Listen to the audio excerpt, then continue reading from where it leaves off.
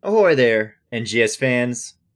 Welcome to the Mouse House. This is Linehouse, joined by my best friend Snaganaz. How you doing, my dude? Doing good. Another week of Yeah. hoots. Yay, another week of hoots. So excited, obviously, from the sound of that. It's, I'm actually excited for this match, to be honest. I know I'm just kind of like catching up a little bit. I know I was a little late on getting this stuff set up a little bit.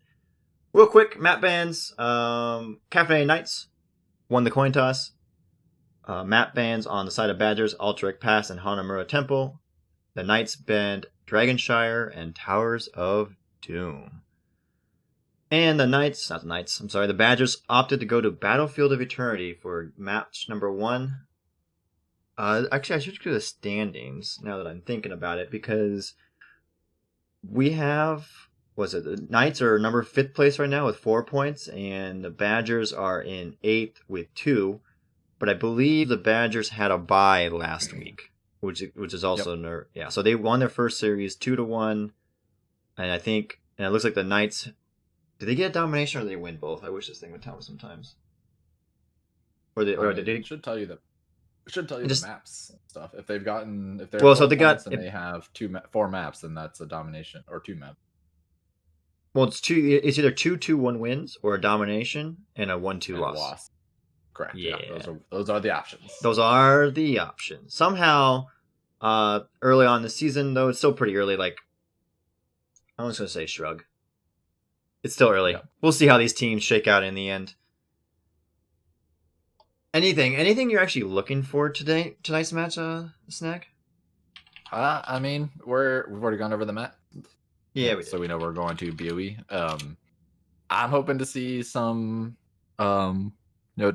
main tank Imperius, hopefully. I don't know if we'll see it, but I think Battlefield of Eternity always lends itself to kind of allow for less cookie cutter comps, because the off lanes don't really matter as much. So hopefully the map gets a little more spicy. There's been a lot more quote unquote pros playing the game a lot more, and a lot more streaming of everybody's point of view and casting all these in-houses. So hopefully some strategies have been taken on from those games, and people are like, that's probably fun, let's try that out.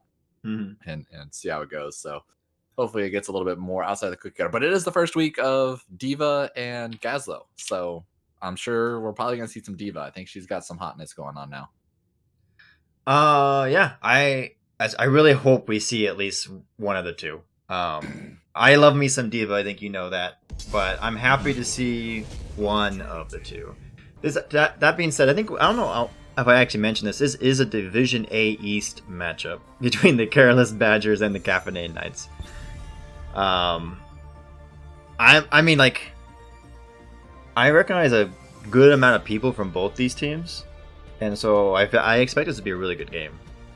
And I'm actually really looking forward to seeing what kind of strategies are yoinked out, particularly like you just said, with the 2 new heroes that are been modified, or I guess what's the word? Updated. Reworked. There it is. Nailed it. All right. What kind of bans do you think we're going to see here? D.Va, first ban? Easy. I mean, I think D.Va probably might show up in the bans. I think she's banned a lot in Storm League. So if that plays a role in here, the decisions. No teams have really been able to scout out if they play D.Va, other than if they go deep into the hero profile and see if they've been playing D.Va on their Storm League and match history. True. Chromie is still a terror even after her nerfs. At least she's a terror with my games. She's also still really good on BOE, so I imagine probably to see a ban or a pick from her. Then there's always the classic Ana, ETC, Garrosh, Deckard. So Diablo was the first ban, and I've been seeing that a lot, I feel, lately, as either ETC or Diablo kind of being the top 2 priority in tanks more recent weeks. Stukov, the next ban, followed up. It's an interesting one, because Stukov's silence on this map can be very aggravating, particularly with some of the... A lot of choke points. Yeah, the choke points around the objective. Yeah, and the fact that, especially doing it on an early ban, that means it's probably a targeted pick. I'm sure they probably did some scouting on the other team, maybe from their last 2 matches, since they do have a little bit more scouting available. But Stukov specifically outside of the Ana. I mean, Ana gets, Banana gets out there anyways, so they don't have to worry about it. But Yep, Anna that's is the two next healers ban. off the board. Yeah, who needs the heal anyway? I like hi Josh. I just actually noticed that Josh was in chat saying Chromie, Diablo, then Anna or Deckard. So far they've been pretty close with the Diablo and the Anna. Is it going to be Chromie here? Diva was the ban. All right. Unlucky. Real quick, Ghost Bear, thank you very much for the 100 bits. Really appreciate it. And welcome all of you to the Mouse House, where we have a delightful amount of fun casting good old hoots. Wait, are you familiar with Ghost Dragon, Ghost Bear? Yeah, right. Are you guys related? But you're voting for the Careless Badgers. I don't know. Seems sus. No. I think that's very fair. If it was my brother, like on the other team, I would totally vote for the opposite team as my brother. Hell yeah! Like why would I? I mean, that's true. Anyway, Ray, Captain Pew Pew being the first pick on the side of Caffeinated Knights. I mean, that's just Captain Everyman, right? Right there. Ooh, Captain Ray, yeah. Yeah. Going against the captain of the Protoss. Artanis and Ming being picked up, and this week it looks like Breakwood is on DPS. I believe she was off lane last time we casted them. And immediately ETC and Chromie being picked up, so Caffeinated Knights got their DPS and they got their race pretty well in hand for this objective. And both teams have that siege mage, where the long, short cooldowns, big damage siege abilities.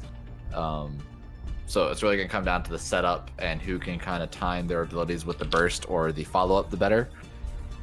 I think usually in a defending positions, I think Chromie is better when being able to with their immortals being pushed in and they have to siege from the back line.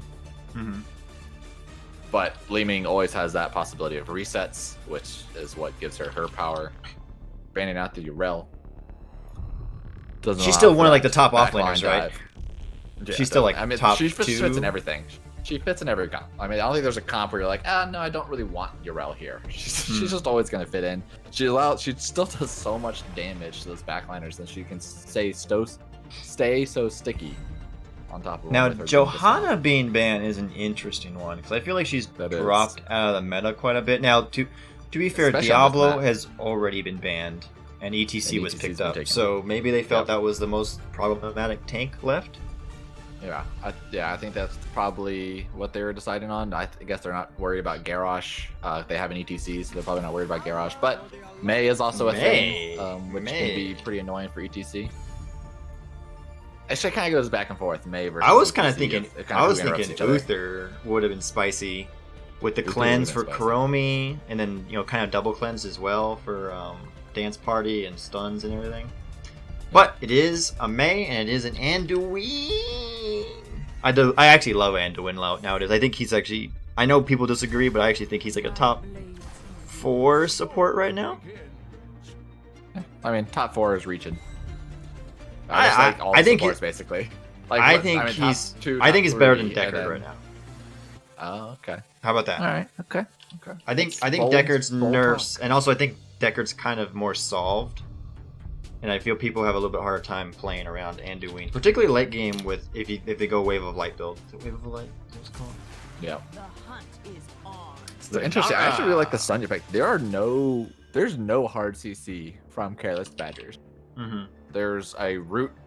I guess there's a stun from Mei, but that's like takes 3 seconds to land. Like Sonya might go crazy in the end if they get to late game post 16, definitely post 20. Could prove to be a terror. I mean, that is very true, but also Light Bomb is a thing, and Light Bomb is not on the longest cooldown. I see. Right? It's actually funny. So seconds? Light Bomb, yeah, it's only 60 seconds, but Light Bomb's actually, you can't put it on Mei because, you can put it on anybody else if they're just walking into people. But if Mei does her little dash thing, like a lot of times you do with the ETC slide, throw my Light Bomb on there, because her dash is gonna knock people away from the Light Bomb. Mm-hmm. So that's actually kind of funny. Well, but also it could be you place it after she does the dash, places her Blizzard, and try to Light Bomb them to keep them in the Blizzard, right? Because they stay in there long enough. Yeah, definitely. I mean, it's just a funny interaction because you can't put it on her before she's about to do a dash. Oh Like you have to yeah, make sure yeah, you have no. that communication. That's after she's used her abilities and after they're slow and it's harder for them to get away from the light bomb. So that is obviously always a thing. Also, if like May were to go Polar Vortex, I think at 13, I think it's 13. Like that, then she just becomes like super sticky. And good luck to anybody breaking away from that with a light bomb fall right afterwards. All right, here we go into game number 1 between Careless Badgers and the Caffeinated Knights. We have on the left, on the blue team, the Careless Badgers with Breakwood on the Leeming, Slice on the Lunara, Kaiberries on the Anduin, Tarask on the May, and Zati, I think I said it right, on Artanis. Sure.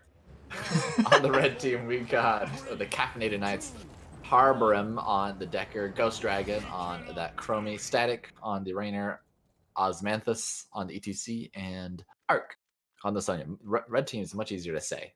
It was. It sounded like you had a give 'em much that. easier time than I did on saying the team names. All right, Chromie already getting some stacks on nothing because she went the W quest. Oh, she got a stack on that too. 2 in there. I mean, it doesn't take much to get the stacks on Chromie. I think you'll be able to get it up pretty easily. I'm actually still pretty torn now on Chromie because I used to be a big believer in the Q build for the race on the objective, but obviously the W does so much damage now with the changes they made to her that it's just like you still kind of have to go it. But I do miss that old Q build for this map. Yeah, I mean, the old Q build. W build, it still has that power of being able to go through anybody, so when they are defending the Immortals, you can still be able to get the W damage on the hero and the Immortal, whereas Q, until you're level 18, can only hit the heroes, which still does a lot of damage. Right, very true. We are getting the amateur opponents from the Artanis, which means he's going race. Ooh, May's taking a bunch of damage. Right, but she's got her trait. Looks like she should be a little bit fine. Let's take a look at the top lane real quick. The Artanis did go amateur opponent, not the stacking quest. So, what do you expect to see how do you think this matchup's going to play out on top now because of that? Well, I mean, they have the options. I imagine the Lunar is probably going to go the Nature's Culling at 4 just to give more options for race as well, even though they probably don't need it. Well, they might need it. But so now they have 2 options of either sending Artanis to race and have all the other 4 defend, or now Lunara can race and having Artanis being able to defend with some swaps. I think it's going to be hard for not having Artanis on the defense because he's going to need to be there to be able to pick up the Rainer or the Chromie. He needs because those are going to be the threats. The big threats. Chromie's already at 9 of 20. Yeah. They're already at 9 of their 20. Slice, well, pretty low. That was actually a really good disengage. Root. Yeah. Yeah, root disengage from Kaiberries with the... I can't think what it's called. Shackles of Light. I don't know. I made that up completely right now. Chastis. Chastise? Chastise. Why would is it Chastise or Chastis? Chastis. Hello, dictionary.com. Can you tell me how to pronounce the English language, please? Okay, thank you. Hardest language. Both teams gonna rotate out to their shaman camps to try to pick it up right before the immortal spawns. Looks like both of them are actually a little bit late, but I think they'll be able to take it up fast enough, pretty much right when they spawn, which means that they're both going to be getting to the immortal just about the same time. Deckard's, Haberim's, Deckard's base got. Well, he also got interrupted by the minion. So I think are they still gonna go back? Yeah, they're not gonna go back. They were thinking about it. All right, so what do we got here? We got. No one's gonna try to clear right now. It looks like Artanis is gonna go immediately on the race with Sonya taking a little peeksy, but not really hard committing. The Caffeinated Knights are clearing bot before they go plan to do any racing whatsoever. Tarask is warding a little bit on the objective, but it does look like the Caffeinated Knights are just gonna let this go to halftime. Yeah, that was a super win for the Careless Badgers. Kind of being able to have all 5 of their members sitting on the top and being able to race. But Tarask is kind of in trouble on the May. But she'll be able to get it. It's hard to kill her. It's May. But we do have the Caffeinated Knights going in on the Artanis, and I don't think he's going to make it out of there alive. The pull by Kaiberries and Zati is fine. See, Anduin, I'm telling you, top 4 support. Obviously has proven me correct. Tarask, though, is a little bit out with the May. I don't think they had the trait anymore, so they will be the first casualty of war in this match. But that being that's said, worth it. that's a very big worth it. That's a big old juicy immortal coming their way, and they should be back pretty close to the Yeah, they'll actual be running push. back as the immortal spawns. And plus, a tank on this first immortal doesn't really do anything. I mean, the immortal is going to take down the wall. If there's any deaths, if somebody steps too far out, I imagine Caffeinated and I should be able to clear this up pretty quickly. So, I mean, losing May is like no big deal. No big deal. You hear that, May? Nobody cares about you. That's what Snack says. Well, no one nobody cares cares about you about. dying. Oh, That's a good thing. Mm-hmm. All right, 17 damage. stacks for the Chromie. They're getting it up there. Ghost Dragon has no relation to Ghost Bear. We've been told in chat, but Oh, we got the rotation from Sonya so they're gonna go 5v4. hard. Are they looking? The root does catch. Oh, that was quite That was a good unfortunate. combo. And now it looks like the Badgers are going to want to punish that. That was a really good, like little patient backup by the Badgers, and then their DPS is zeroed in on the Sonya and deleted them. Yeah, they saw ETC step up a little bit, and so they kind of backed up, and then Sonya just barely missed the spear, and then just got, like, Decker... No, who got rooted? He just got stunned by May, but it seems like he was stuck there for a little bit. I think Anduin got a root on him. I think May got rooted. Yeah, I mean, I think Anduin started it, and then May got the stun. Oh, no, I'm sorry. I thought you meant from Decker's root. Yeah, I see what you mean. Oh, yeah. And Everybody's with got that, rooted. Daddy on the Artanis is able to take that bottom camp, so that's a, Double being able to get camp. both camps, they're They're gonna get this top fort. Yeah, they're gonna get this, I think. It's always a weird thing playing with the May because like May sits in the same line with her backliners, and it doesn't quite play the same way as the normal tanks. Right, And she but kinda it does just look waits for like people to show up. it does look like the Badgers are actually doing a really good job of playing with what May's capabilities are so far. Yeah. Osmanthus was So the looking for a aftershocks as power well. slide with that ETC, but not able to connect on anybody, and they have to back up again. And while I don't know, I feel like all this damage on both sides is just kind of like not important, right? Like everyone's getting Yeah. healed up. It's like a bunch of chip damage is going down, but no one's like in Yep. danger. Nope. Yeah, it's really been kind of low damage so far all overall. I mean, it's been high damage overall for this amount of time that's gone, but not important damage, not impactful damage. And then it was really just straight up siege. We can make it there. Comey finishing her level 1 quest. We do have a swap finishing the attempt. cooldown. Oh. There's the rewind on the Artanis, but they use their medallion to get out of it. But Ming is going to go was down all from the bait. Chromie Barrage. Yeah. I mean, to be fair, it kind of is. We talked to a couple of players that do play a lot of DPS, and Chromie's rewind is not really meant to, in their mind, Rewind. always rewind. Is it rewind? It is rewind, right? I know, Temporal it's loop. a W. Rewind. It's not really meant to get the target necessarily that they're looping all the time. It's actually just meant to give her the CDR so that they can just giga launch lots of W's. Yeah, especially after you finish the quest and your W is already being reduced by 4 seconds, and then you rewind somebody or temporal loop somebody, and now it's down to like you can get off 2 or 3 in the cooldown of a temporal loop. Uh-oh, Stack's in I'm trouble. about to there. say he was in the. I don't think Static realized that they were in the stun zone for that because they didn't really Yeah. move, and they get instantly Good lead from deleted. Harbor. Yeah, Harborum saving the rest of the team because that looked like a massive engage that the Badgers wanted to take. Oh, Swap attempt. Wait, Did he medallion? He medallioned. yeah, he did. That was sick. I mean, he was barely off of my screen, but it was very clear medallion. That was a sick medallion by Halberim, and Zati went for a ride of their own. Halftime Still has a been pretty called. even immortal race there, honestly. I mean, they still have shamans pushing on the bottom fort, so that's going to do about half damage to the wall, not too bad. But this actually gives better positioning for Careless Badgers now, since Sonya's going to be down there. Mhm. And now this is where they're just going to get all that siege going on. So far, the Badgers are playing this map a little bit tighter. Ooh. Than the Knights. Taras does Oh. get stunned by the Immortal, but a great pull by Kyberry saves him from the mosh pit by Osmanthus. And there's the light bomb onto... Who the hell is that? Deckard? Yeah, it's Deckard. But Tarask is going to go down from the barrage of Wrath is Wrath. Our attempts we followed up. Blue team does take the second objective, but this time they lost 2 instead of 1, and that's a 2-for-0 special in favor of Caffeinated Knights.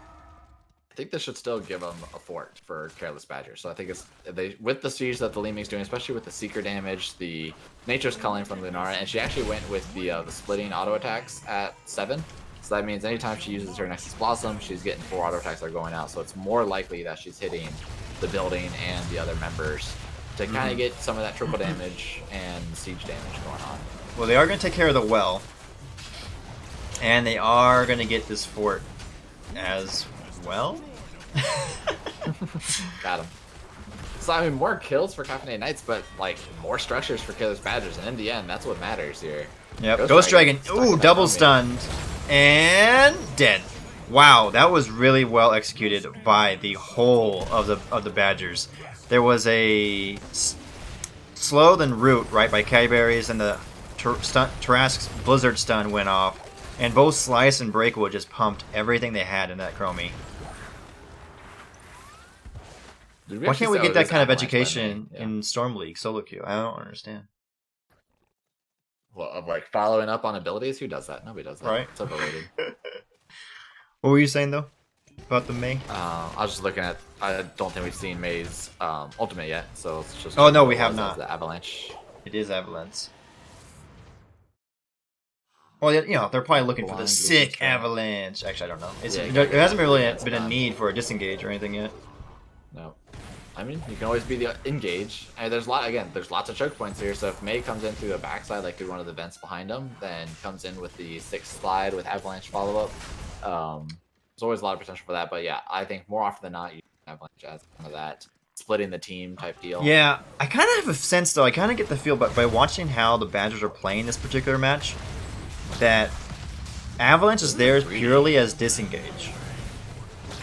Like, I don't think it's part of their... They basically just cleared this game for free for them. Wow, that was interesting. Like, the Knights did a really good job there, making sure to get that. Yeah. Like, there was really good positioning by Osmanthus to kind of be there, not actually doing it, contributing to the camp, but kind of saying, hey, if you want this, you have to go through me. Yeah, I mean, it does kind of let... I don't know, maybe that was actually super big brain. They saw Sonya on bot lane, and she was kind of deciding, I think they're, Caffeinated Knights were deciding back and forth whether it was going to be a team fight or not. And Careless Badgers were like, okay, we'll clear it for you, which means we can also clear it faster. But nice mosh. On the Kyberries, and Anduin cannot pull themselves, and they go down. There is the Avalanche, but everyone's already kind of disengaged at this point, and the Caffeinated Knights get their quick pick, and we'll take a quick race onto the Immortal right now. It's always good to see ETCs that do a mosh pit on like literally anything. Like, it doesn't have to be a god mosh. Getting 1 or 2 members is enough. Even if you had it for 2 seconds, it's enough to get that one single kill as long as everybody's with you and focuses all their damage on that one target, which is very easy to do for Caffeinated Knights team comp. So looking good for them so far on this Immortal phase. Interesting enough, though, I mean, obviously Anduin's not exactly a bastion of DPS, but it was pretty even in Immortal race for that first round. But this one... Yeah. Whoa. Was that a misclick as a tie? I mean, it's a good idea to always... Oh, Tarrasque's in trouble. Yeah. Then they're going to get rewound and slept and pulled and dead anyway. Almost timed it correctly. Yeah, I mean, I don't blame Kyberries because I don't think he lives either way, right? No, he lives if he got the pull. No, the pull had to come there because he had no health anyway. Maybe.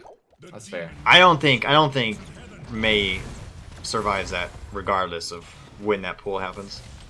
Yeah. Was it?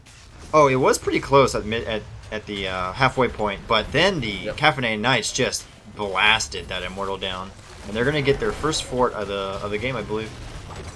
Yep, evening up. I mean, they're now ahead of experience. Just with this fort, should give them roughly close to 16. Actually, wait, do forts not give you like any experience anymore? I don't think they do. I think they just give you increased trickle XP. But again, yeah, I don't know if I believe that either because the XP system of this game is wonky. Mei, does she have Avalanche? She does not have Avalanche. But Slice up here, jumping around, trying to annoy the Deckard. Ooh, some good damage going out from Slice and Breakwood into the Osmanthus. And now they kind of have to disengage it. And that was a nice time stop by Ghost Dragon. Deckard is in trouble. Light Bomb on the Ming, and that is one very dead old man who tells way too many stories. That was a really good Light Bomb, honestly. I like that. With the blink ahead to make sure that she can at least stick to the target and then get the combo afterwards. Still looking for that Avalanche, but Slice is going to keep chasing down. Medallion being used by the ETC to get out of there with the slows. It still blows me away how much damage Raynor can pump out in like a few seconds. Because Slice went from like, what, 75% HP to that? And he actually like, didn't really take quick. the ace in the hole at level 1. Yeah, so he didn't. I was he's just looking at limiting that. his damage by a bunch. Mm-hmm. Oh, paint him red though. I hear it's pretty good talent. Pretty good talent. When you can full heal yourself from, half to full or really low to full if you get a 5-man hit. Is it? Pretty Yeah, is it good. 2 or 3 people? I think 3 people is where you can get like what 70%. It feels like. Yeah. And it heals you per damage done too, so that's even better. Oh, dance You party want onto to deal Artanis. damage. They're gonna go down. I actually didn't think. Oh man, I was looking Again, at. it's always chat. worth it to rip mosh pads, Yeah. mosh pits. Yeah. Especially with the new Encore, like just rip it all the time. And he did go encore. Wow. So looking at these other talents. There's another pick in favor of Caffeinated right before the Immortal spawn, so they're gonna get a heads up. Well, it is on the bottom. Wait, I'm sorry, it's on top for them. Man, I get colors confused sometimes when I think about it from one perspective. Yeah, they're gonna get some good race on this one, and they're gonna take this to halftime with Artanis the tie just now coming back. I mean, Even without Artanas, I feel like Careless Badger still has better race with Li Ming, Seeker, and Mirrorball and Lunara. I think they're racing faster, but yeah, especially with the double blinds going on now. yeah. they See, might be that's able to what win it I out. feel Avalanche is for, is to like slow them from doing the race. But they did a really good job avoiding the Avalanche and avoiding what But he's Taras gonna want die to again do, for it. and they're gonna die for that. Yes. Ooh. Sleep went down. That was a real. Actually, I know it didn't hit anything, but I think that was a good sleep because you don't know if they Yeah, were about just- to come in, and so Right, you just trying kind to of save them. yeah. No, yeah, just kind of I You think for it's sure- smart. It's a heads up play. Yeah. Like you might as well you use for it sure for get the cooldown. zone, you get the kill, Yeah. and then if someone foolishly wanders in, then you get a second kill. Yep. Because they're gonna try to protect their teammates here. So I'm gonna try to pick anybody else so that everybody's out of vision. Just throw it out there. I think that's it's always smart to use your abilities like that. Because if it does happen to work and catch somebody, then you just start snowballing. All right, Caffeinated's getting a strong push here onto the keep, and they might get this Artanis. They do, and I feel like the Caffeinated is just since it's like what, since level 16. They've been taking They're really running good down. fights and getting really good picks, and Oh. I don't think Lennar is gonna make it. Another one. And are they looking for core? Yeah, they're following up on ETC really well. They have the big pots coming down, so they'll be able to get big heals whenever they wait patiently. Oh! Wait. Breakwood just melted. deleted What the heck? Sonya. What? Oh my goodness! Another disengaging sleep. They're just trying to walk away. Look how much damage though Breakwood's is dealing to them dragon. right now. I think they got to get out at this point because I'm afraid of. Oh wait, no. Are they gonna get Mei now? Does she have? No, she does not. At what cost? I know, right? They did a really good job again. I mean, Osmanthus, I can't say that name correctly. Harborim is doing really good with the Deckard, Static, and Ghost Dragon. Like they're following up. even they're with on that the kill, cost. yeah, they followed up really strongly. Wow, another camp Let's look at the stolen. damage here now. Li Ming sitting at 60,000, Chromie at 56. So the siege the big siege mage is going over to Careless Badgers. You got Sonya with 100,000 siege damage sitting in lanes. Lane monster. Woo. Minions fear him. Her. Minions fear her. Who's going to All right, so I would say at this point, the Caffeinated Knights have been controlling this game late. I think they got to be Yeah. the favorite to kind of finish this out. So, what do you think the Careless Badgers have to do? What adjustment do they need to make to get back in? Well, not get back. I don't think they're that far out of it, but to kind of win the next team fight and pull this victory out. They need to look for some type of disruption. One, they're definitely not 20 here, so this is a risky fight. I think you kind of wanted to disrupt a little bit enough until you waited for halftime to get a fight, but they're going to try to look for a swap. Nice Maybe not swap that on far yet. there. Another sleep. Everyone avoided the sleep pretty well, and I just see a whole lot of damage going out. But I feel like also no one's even close to dying. Except for Artanis and Sonya. Well, I know, but they're still fine. Look, they're already back to half. They're just now they're back in their happy place. They actually are going to send Artanis off the lane. Now this Oh, should now get they Pat see that. Mines. Yeah, the Knights see that, so I think they're looking to do. Okay. But 20's reached for everybody. Mosh Pit's available.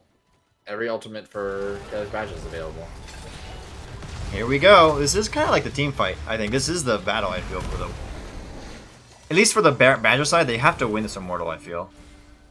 I like this place. The Caffeinated Knights, knowing that they have the 2 force down and the keep down, they can kind of wait for a little bit. They're not really in any rush. They can look for somebody to get to step out too far. Oh, I thought they were gonna sleep the. Oh no, never mind. He's on the side of. I was thinking for a second. Arc on the Sonya trying to get the Enduin in the back. Not able to do so. Terrasto is in trouble again. Now they have ice blocks. They're fine and are able to avoid. Whoa, how did Kyberries get up so far with the Anduin? But they got just deleted by the Chromie in the mosh pit for a second. Static finishing off the Ming and Lanara, and I believe there goes Artanis. Oh, There's the that's the avalanche you'd want to see. A little too late, but not in Caffeinated time. Knights are being able to chain those kills. I'm pretty sure this is With GG. Yeah, I mean, there's no way. They could be able to run core without the Immortal anyways. Yes, Yeah. the Immortal's going top. Yeah, they're going core 3 right now. catapults in bot lane. They have Sonya that does not have Wrath yet, but yeah, that's enough.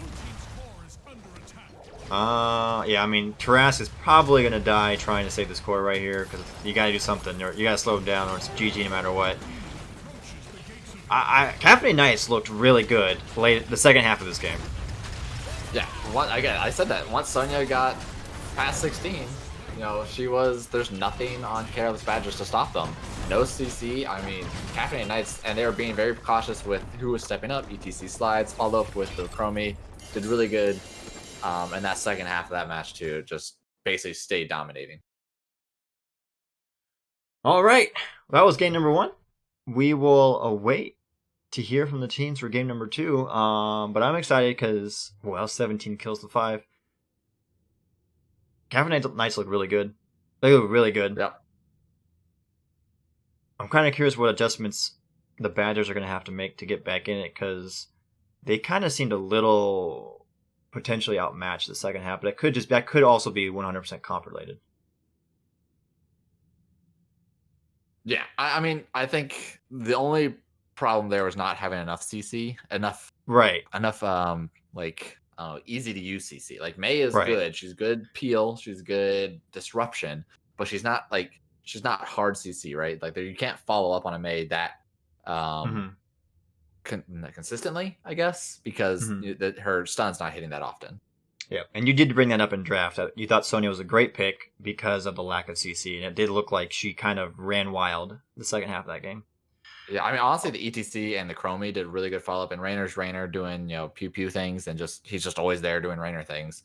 And so you basically have Sonya who can't be stopped, ETC who can't really be stopped, and then it's hard to get onto the Chromie there without some type of big play from Mei. So good on Caffeinated Knights to really kind of play their comp correctly.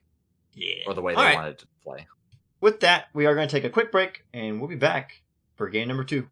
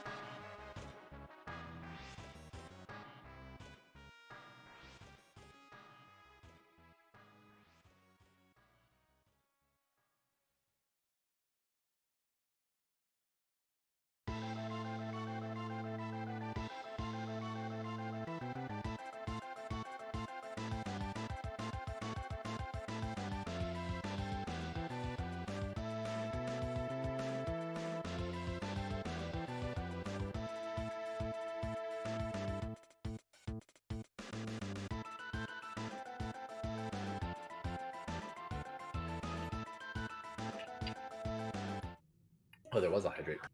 Yeah, it was a hydrate, and we are back. We don't have cameras tonight, but Valcomer, you're gonna have to believe me. I'm taking a drink of water right now, just for you, buddy. Wait. Here's like the sound of my bottle opening. Yeah. There you go. Refreshing. God, I heard you gulp. See, confirm. Water. Who knew that we'd get to a point where water was a commodity? Anyway, we are back for game number 2. The Caffeinated Knights have map pick because the Careless Badgers have opted for first pick. And the Knights have taken us to Infernal Shrines, where I'm told John Cena loves to spend his evenings smacking on heroes, killing some forts. But I have nothing else to go with that. I don't know why I stopped talking the way I did right there. I don't know what ASMR casting means. ASMR. ASMR is where they do all the sound stuff, like, and the people are like, Mm. and they're like, so the gulp, Okay. whatever. Okay. I'm glad you knew that. Have you never heard that term before? No.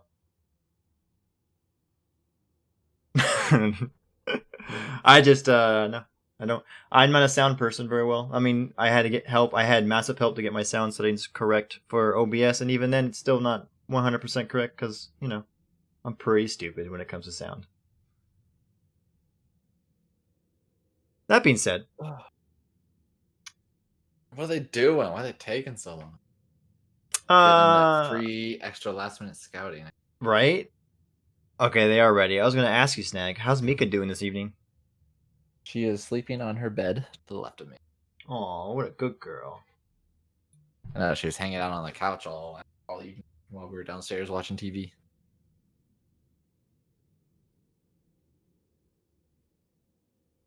How is Kirby? I don't know. He's on my room right now. What? Yeah. He's downstairs. Well, I closed the door when I cast. So if he's not in the door at that time, if he's not in here, yeah, he's out. And so he wasn't in today. You missed out. Hanging out on the other side of the door. He might actually be on the other side of the door like a sucker. Doing his sad, mournful meows. I still need to get a cat cam for him, I think. Of course, I need to get a camera that works, which is why we're not showing cams tonight, because mine keeps not working.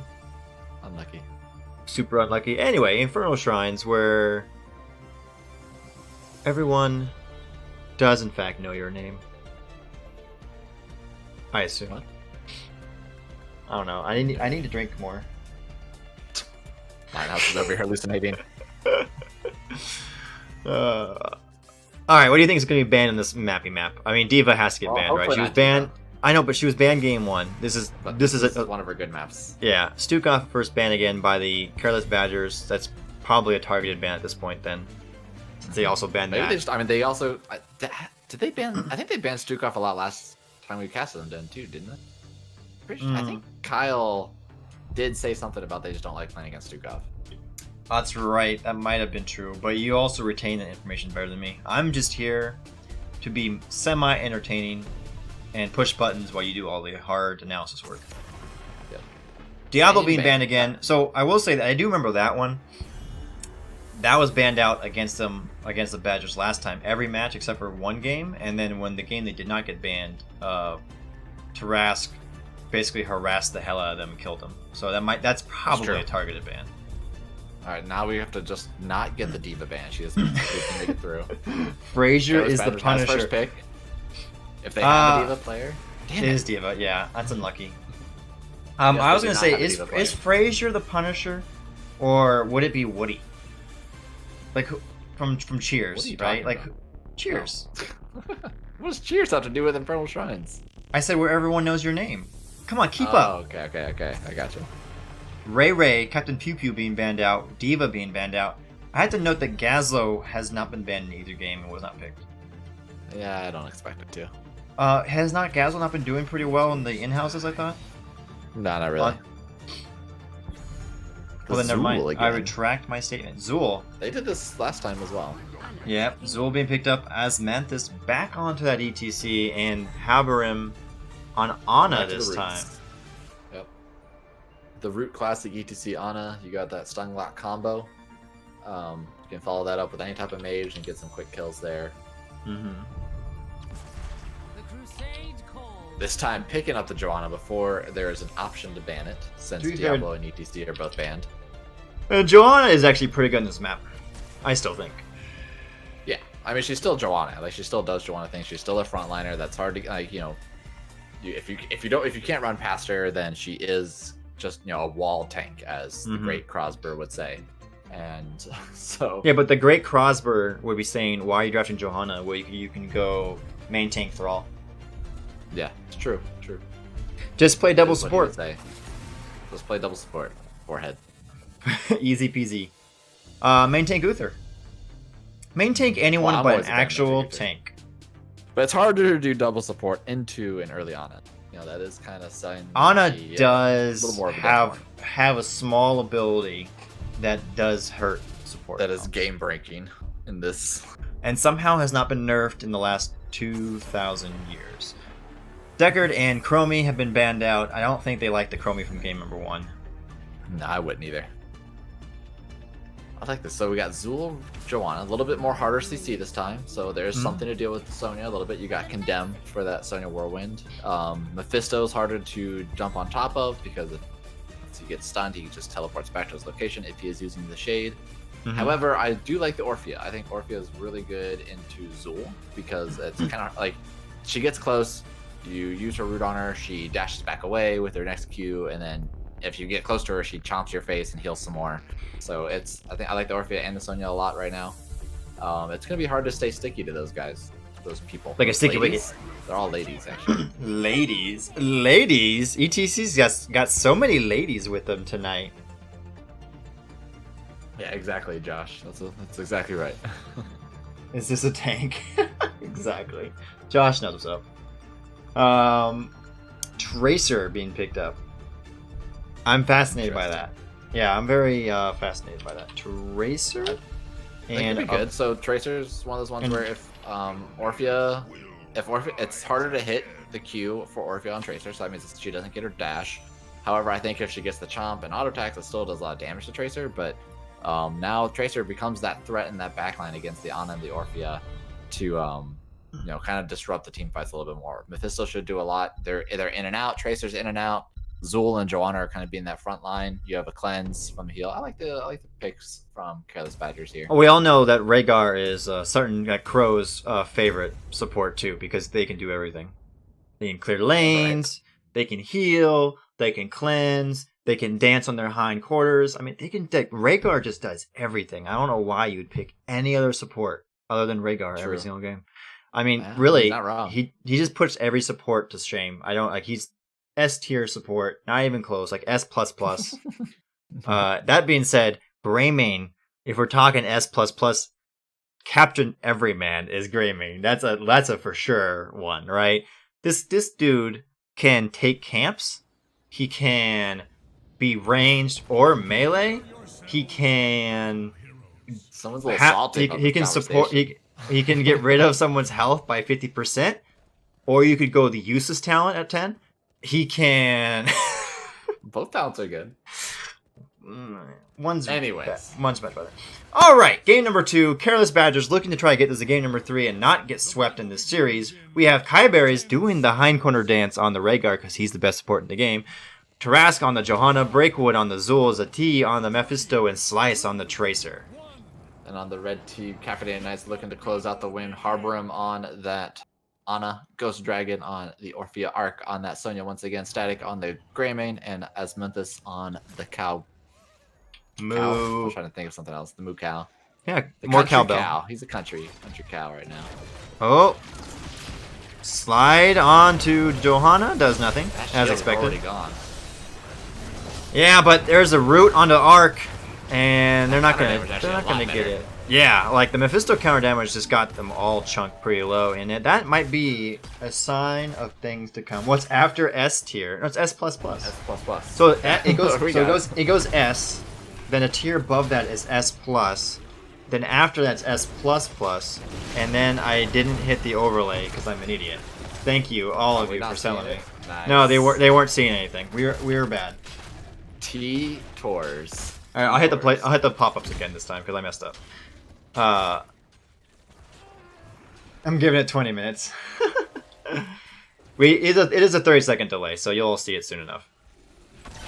What we were talking about? Oh, okay. So we got both teams taking the camps. As Manthus doing a little bit of dance, making a little love. I mean, it is more cowbell, right? Is that the correct one? Yeah. Both teams are clicking off all the checkboxes. You got Johanna and Rhaegar as supplemental support for the Zul that's kind of double soaking against Sonya. I think Sonya's actually technically ahead right now. And then they both have pretty quick camp clear with the Rhaegar and the Greymane. So both teams, I would say they actually have a very even draft of who's going in there, but nice counter engage there. Yeah. Immediately they were like just waiting around for that Mephisto to pop back into his location. Wow. I can't believe Johanna got out of that. I thought they were going to get killed as well. But that was very strong. Like that's where Greymane, I feel, gets like so much value, is just they get him low with the Orphea with all the chip damage, and Greymane can just Worgen in there and finish someone off. Like right there again, are they going to get Johanna? They are. And that's the first 2 kills in favor of the Caffeinated Knights. And they're looking pretty strong with their combo with the ETC slide, followed up by the Orphea and Sleep Dart by Ana. Yeah, they're really making Caffeinated Knights are really making use of the fact that Johanna did not go the trait at level 1, even though it did get the trait overall got nerfed. But the big thing about the trait is it still saves you from burst because it increases your shield value. Like the actual shield amount, it gets increased by like another 30%. So when you do go in and you might get slide the first time, and then you live through the first initial like the 2 seconds of CC, and you're trying to walk away, you have a 2,000 point shield to walk away with. Both times there where Joe barely got away, it's because he had only, or she, Tarask only had, a small little baby shield, and got cleaned out really, really quickly.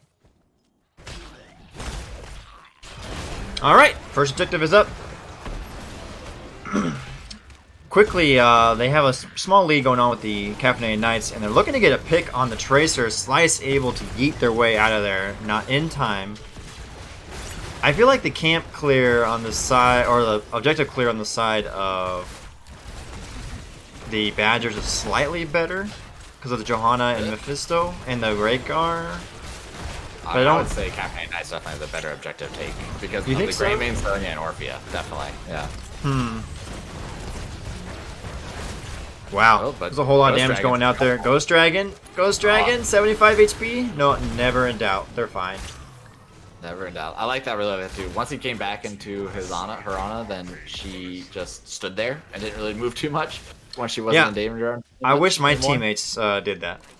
Who does that? That's like looking out for your own well-being. I wish my teammates, when I played on an NGS team that knew the struggles, did that. My tank, who I in no way co-cast with currently, I wish that they would do that when I was playing on it. And still, I'm not helping the team, so. I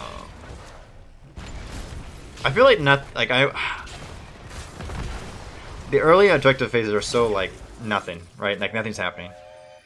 Meanwhile, in Double Soak Land. Yeah, let's look at that. What are they up to on siege damage? Zul is ahead on that siege damage. What's the XP? Zul's held in XP, so doing a little bit faster. Must have gotten a little more extra waves on against the Sonya. And then back to the regular scheduled programming of taking camps that are available. And then I don't know if you noticed that snag in chat, but Professor Bobo just told you to get good, and how you need to get healed by your team. I assume that was for you. Okay, we can assume that. Whatever. Bobo plays with me a lot. Joe doesn't have the trait anymore. Okay, but they do get out. I mean, this static on this Greymane has been getting a lot of really good damage on whomever crosses their zone of influence. I shall say. I like that Hemibo. Yeah, Hemibo, PSRL retired as champions Dive. We don't need to come back. We're good. Quit, quit while you're ahead. We won Div A East last season. We don't speak of the finals because that was in no way close whatsoever. we don't need to come back. Yeah. We wouldn't say we're proving all of Div A. We're saying Div A East. Div A East, that's factually correct. Slice! They're going to come back right there. Ooh. It didn't quite hit all the 10s, but now there's level 10s available for Caffeinated Nights, and he has the mosh pit picked immediately. Yep, one person mosh pit, like you say, and there goes Mephisto, and I don't think Johanna's long for this world. And now Kyberries is in a bad spot on the Rhaegar. They're fine. Zool comes in, and they're trying to save the day. Ghost Dragon. Ghost Dragon. With 80 health that came out of there. Oh my goodness. That was so close. That was a 2-for-0 special in favor of the Caffeinated Knights, and they have 4 kills to none. They're just snagging all those kills right off, you know, just off the shelf. Intended. Taking them off.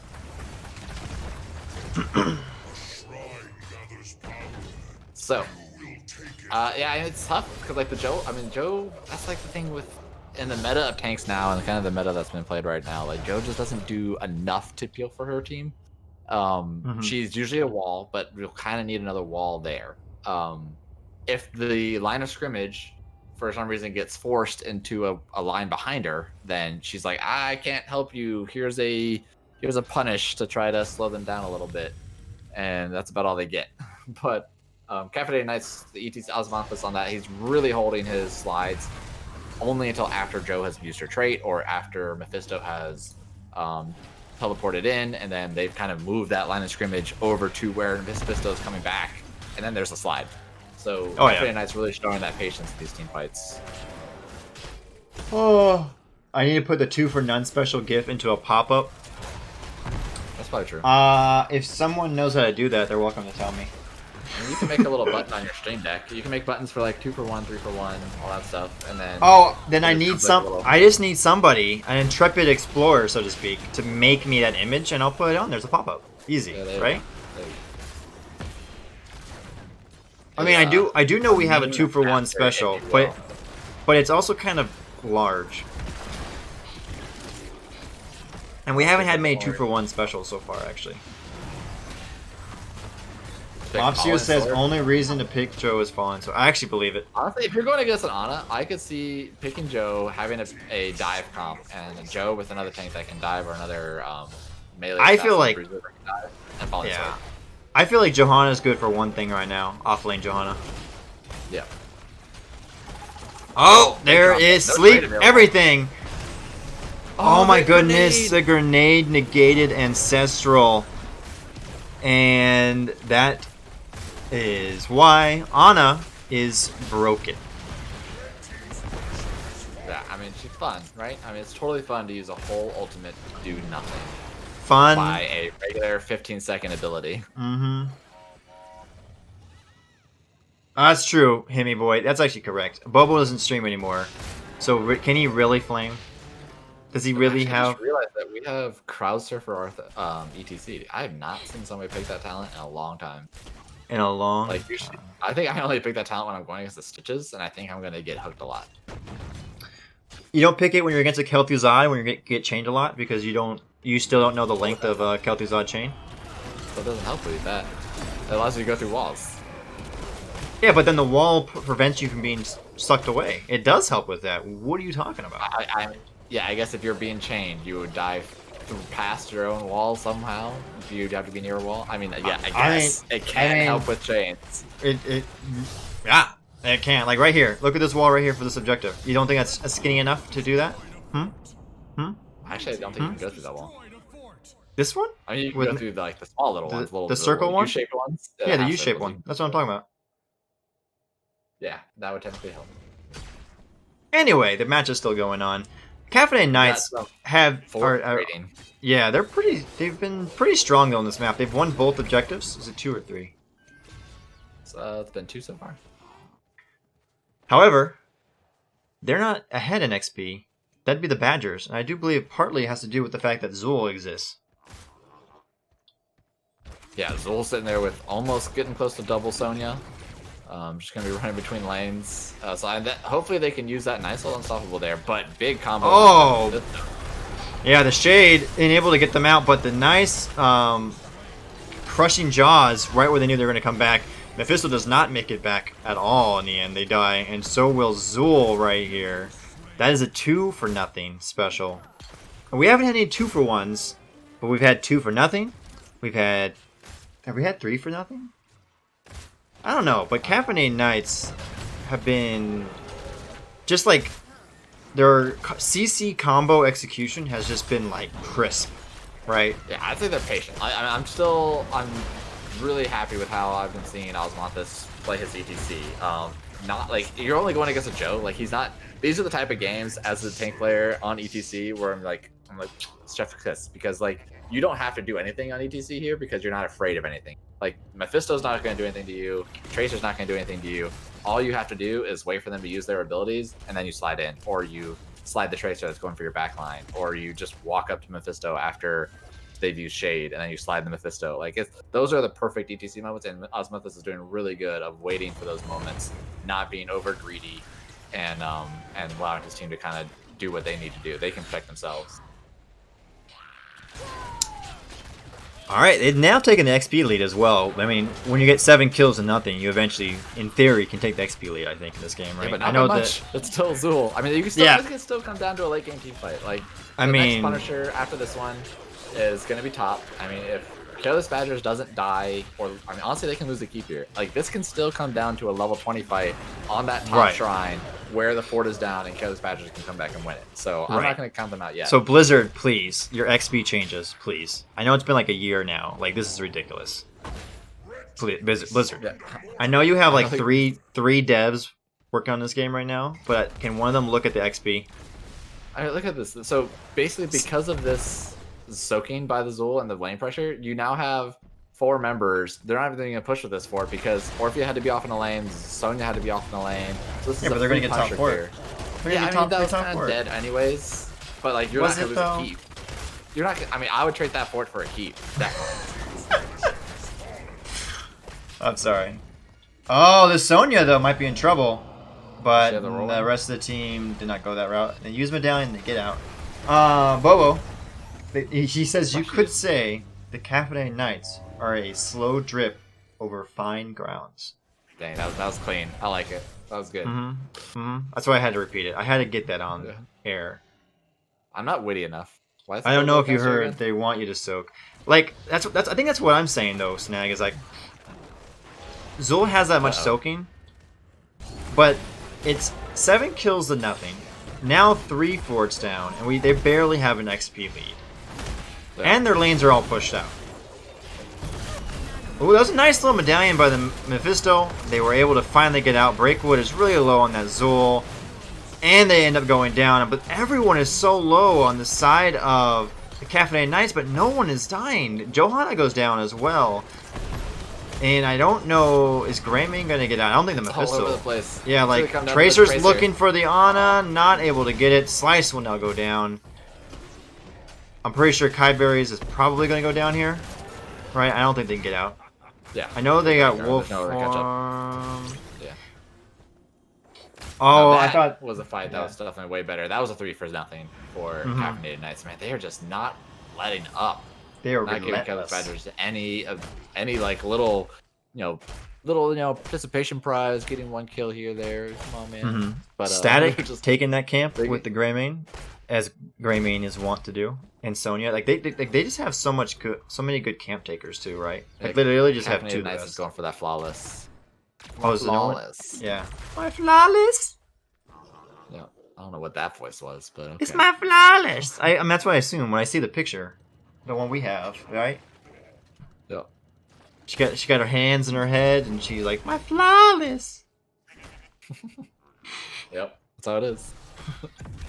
It's never in doubt. That's exactly how that goes. Level 20 is reached. I'd like to see Caffeinated Knights now start playing on the Careless Badger side of the map, looking for some of those aggressive rotations here, like we're seeing. They're looking. They're looking for Zul. That is a. Oh, wait, was that Tour Bus? That was Kyberries is forced to use Ancestral on herself, but that means no one is still dead, and they used everything on the side of the Caffeinated Knights, and now the Badgers are looking to make a play of some sort, but Zul will go down. Slice has now been in the backline with the Tracer. The Ana is like so low, and the slide did save their little lives. And again, like, the Caffeinated Knights are so low every single time, and yet the Badgers just cannot secure a kill. Nope. I mean, like they've been picking on this Mephisto. Mephisto's up to 4 deaths. Sorry, so who's got all the kills on the side? Where does it say that? Actual. I'm just gonna tab. I'm looking. Orpheus picking up all the actual final it doesn't blows. say here.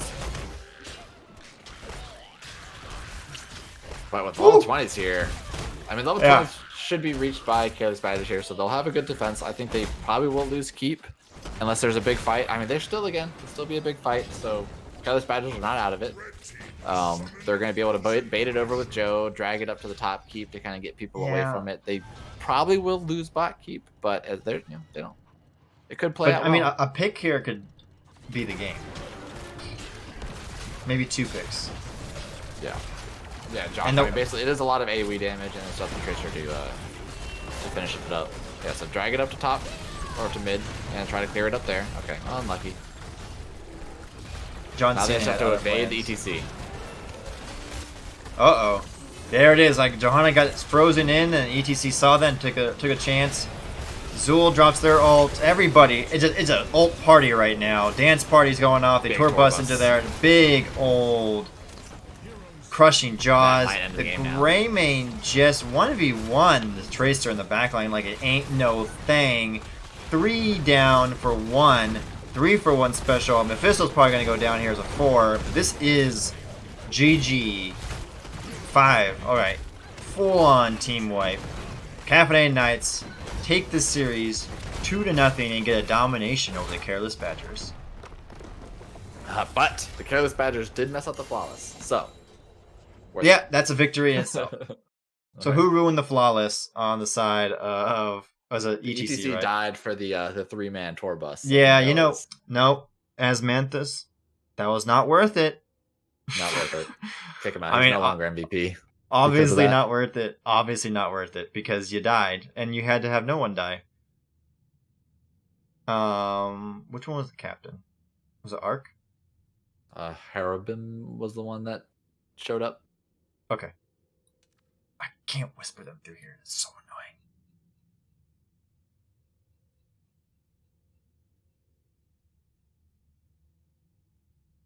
Don't worry, I'm just scrolling through everything to try to find one name on here. I'm going to see if they want to do an interview. Well, I mean, I thought that was a pretty clean set played by them. What do you think, Snag? It was. I mean, they obviously felt very comfortable on the ETC and Sonya picks. DPS were very comfortable with following up the ETC. They definitely showed that they were on comfort heroes. All right. Harborim's going to come join us for an interview. Let's go to... Or you can see where I'm going. We're going to go to NGS chat. Whoop, whoop.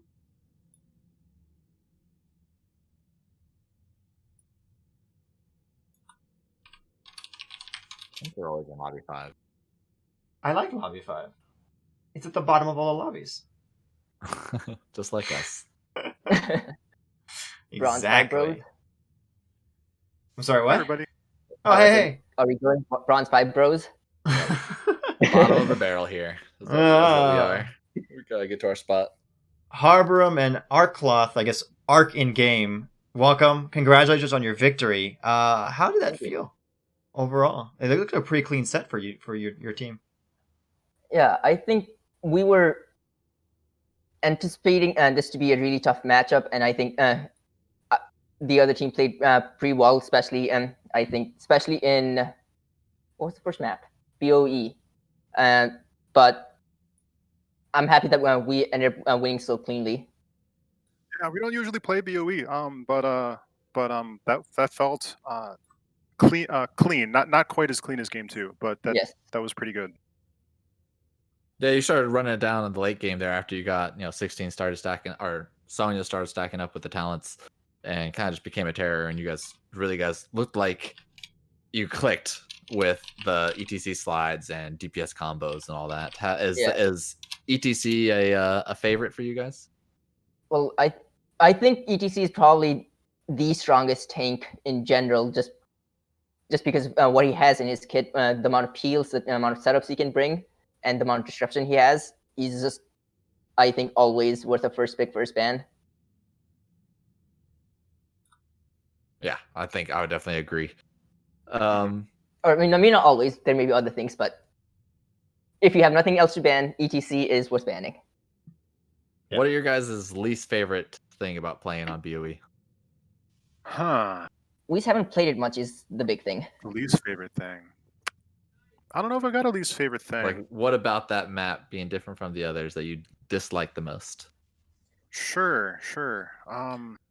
Goodness, I feel like answering correctly would be revealing team Right. weaknesses. I was like, I was just But I thinking, also- like, do you want us to clip this for your next week's opponent as well, real quick, while we're at you it? You can not like the how Uh-huh. the Yeah. core explodes. Yeah, that's the Sure. reason, Oh, Snag. sure. Teams don't like Maybe certain you're maps. against Is that the angels art and the art demons, bugs them. Mabel. That's the reason. Right. The roots are annoying. That's The- it. Actually, we're all atheists, and we just Yes. don't believe all of that The angel demon concepts. nonsense. Fair enough. Yeah. There you go. I didn't say anything about map strategies. Okay, I do You know- think the core roots are annoying there. So, if you So- don't mind, real quick, could you like tell us the one hero that your team absolutely hates playing? No, I'm just kidding. I'm not going to do that. Yeah. Okay, so let's talk about game number 2. One, have you kicked Asmanthus off the team yet for feeding? And 2, it really felt like, and the real question is, your CCing, your staggering of the CCing and your patience during those team fights was really impressive. Is that something that you've worked on from seasons past, to kind of get that, kind of going? Or like, how's the comm communication during that? Because it really does seem like the whole team is like on the same page, like in every single engage. For this, I think we've worked really hard this season to improve our communication as well as our coordination. Last season, Caffeinated Knights had a slightly different roster, and I was kind of a sub that came in around the end. But I think we worked really hard this season generally, practicing both our calls as well as making sure that we are focusing on the same target.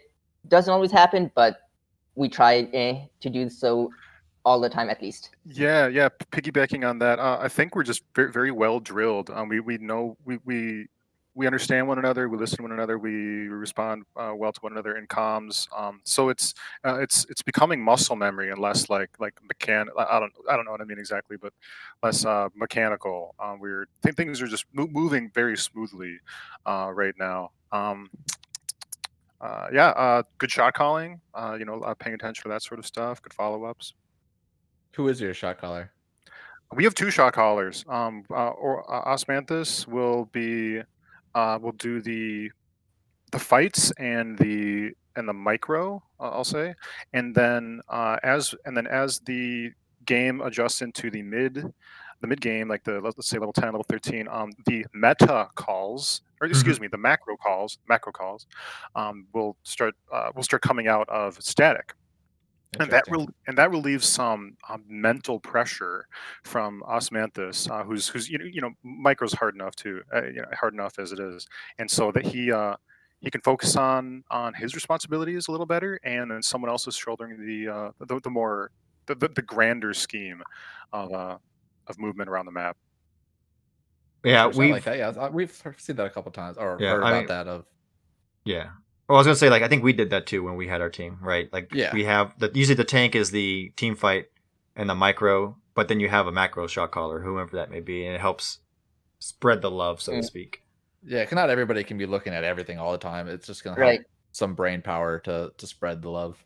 And one thing our team has gotten good at doing is, if someone sees something and calls it out, even if they're not the main shot caller, the shot caller kind of takes that into account. And that has been really helpful because, as you said, like one person can keep an eye on everything. Yeah, so anybody can nuke a call if the reason is very revealing that like something you didn't run under your radar. And it's hard to be specific because it's a really minor specific thing. It could be a mana bar, it could be a cam timer, it can be, you know. Have you guys always had that mentality with the 2-shot callers, or is that kind of a new strategy? It took some time to develop the proper rhythm of going about that, but it wasn't exactly a perfect when we started. Yeah, I think that's always the hardest part for or not the hardest part, but that's definitely one of the critical components of the team synergies with teams playing with each other and the benefits of playing multiple seasons, that you kind of can fine tune that communication to work for the team. And that's such a bigger play than going into Storm League. And I think that's what draws a lot of people into these NGS games. Yeah. Yeah, and I think I don't know necessarily about all the other teams, but we try to play as much as we can.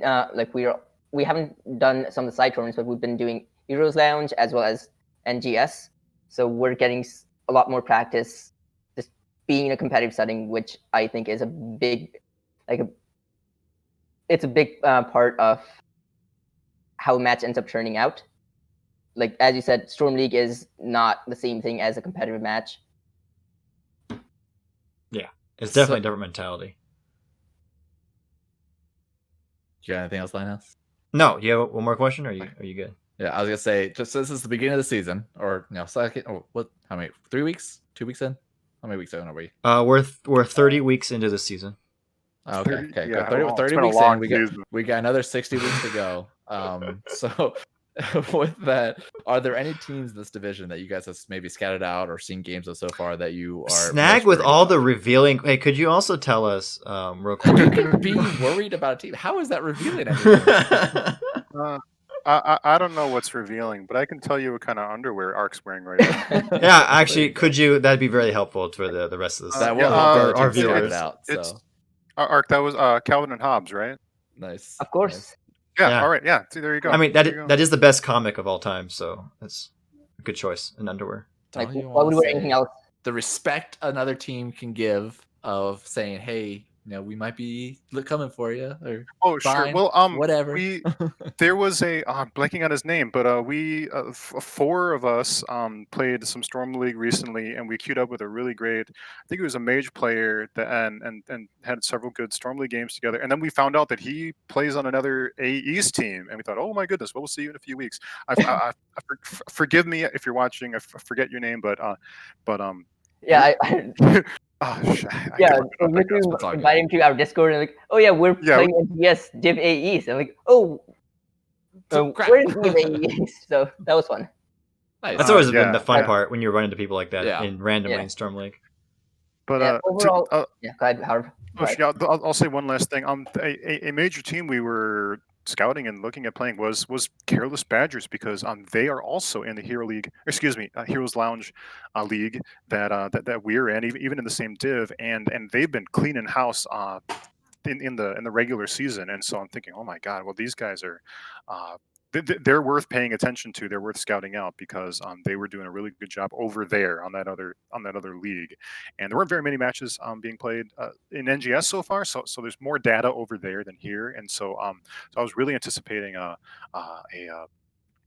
really good match tonight, and it was a really good match tonight.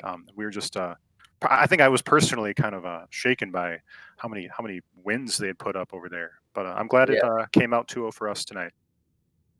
Mm-hmm. Very nice. And I think any team can bring a win, as well as just turn things around. So I think we don't underestimate any team that we're gonna face, just because they may be. I'm sure they're playing really hard, practicing a lot, and maybe they'll figure out the meta as well as figure out their rhythm later on into the season. So I think anyone in Div A is worth worth kind of respecting. Yeah, that makes sense. And I do agree with that too. Like, I feel like the placement committee has done a really good job, particularly the last few seasons, 2 or 3 seasons in particular, I think, of placing the majority of teams, considering how hard it is to get data. Like, I know for when we were doing it last season, Div A East in particular, it didn't feel like there was a bad team. Like, every team was good. So Yeah, I'm with we you. we had a 6-way, 4-way, 4 or 5-way tie in points. Yeah. Wow. Yeah. Yeah. So it's Wow. still early. It's still early. All right. Before we let you go, is there any final shout outs or anything you two would like to make? Yeah, our team, of course, Osmanthus, Ghost, Static, Ark, who's here, of course, and well, I'm not going to shout out myself. Our You should. subs who are And ready. shout out to should, right? Harborum as well. Oh, thank you for the Harb's alley-oop there. follow up and setup are pretty insane. He's probably one of the scariest Oh healers I've played with. please. Thank you. And we thank you guys for casting. It's really nice to get our games casted. We like the hype, that's associated with it, and it's really great to see how we're casted too, because maybe you reveal something that we don't know, and it's nice to rewatch that later and see what sort of inputs you guys might have. Yeah, I always go to sleep watch. If we have a cast, I always go to sleep watching our match, even if I know what exactly happens. Yeah, it's fun stuff. Yeah, and shout outs to Careless Badgers, for sure. yeah, absolutely. That was a fun match. Yeah, thanks for the games, guys. And Mhm. NGS, And ladies. yeah. All right. Anything else you want to say, Ark? Or are you good? No, I think that's all. I mean, and just setting up a tournament like this, as well as all the casters as well. Mhm. You guys are doing so much work, and you're making this a really fun experience for everyone. So, thank you, everyone. You all make it fun. Yep. It's a lot of fun to be able to this is way better than playing Storm League. Like Yeah, we it's don't, not we even don't do close. any work. We show up. You guys are doing the practice and the scouting. We just But show up and okay, we get to time to talk. particularly we get to watch it, even it doesn't matter what division, because I think every division has their own unique metas and everything, but it's just fun to watch the teams play and go at it. Yeah, I really I mean anyway, for example, for your guys' match, I really did enjoy watching your patience and macro and your CC chain shot calling, because it's just so nice to see that kind of crispness going on. Anyway, thank you both for joining us for the interview. Congratulations again on your domination, and good luck the rest of the season. Thank you so much. Thank you. All right, with that, guys. Snack, any final thoughts before I end the cast? No. Where are we doing anything later this week? We do have another cast tomorrow at 6 my time, 6 p.m. Pacific. That's 9 p.m. Eastern time. What's the team? Nexus Cats versus somebody. People. Yep. Nexus Cats versus people. You think I mean I don't even know. I knew we were casting tonight. I just didn't remember what teams until I went to look at it. Duratan's. Was it Couch? You sure it wasn't something else? Yes. I'm sure it is Couch. Maybe missing a letter on purpose, but it is Couch. All right. Well, thank you for that. I'm gonna. Looks like a Storm Division still going on. So I'm gonna kick this over to the NGS channel. Thank you everyone for joining us, for watching. Real quick, I saw Josh Sill, Champ of Horde, Ammo Will 169, and X-Ray Lud. X-Ray Lud. I'm sorry. Thank you very much for the follows. Welcome to the Mouse House. And we always appreciate all of our residents, because I feel like we try to have a lot of fun here. And we also let a dog in, and he's nice to the mice, so it's fine. Right? Yep. Yeah, she's super chill. She doesn't care about no mice. In this case, actually, you're the dog. Cat in, though. Because your logo's a dog, a husky. Just, Okay. Yeah, well, that works too. Anyway, thank you everyone, and have a wonderful evening.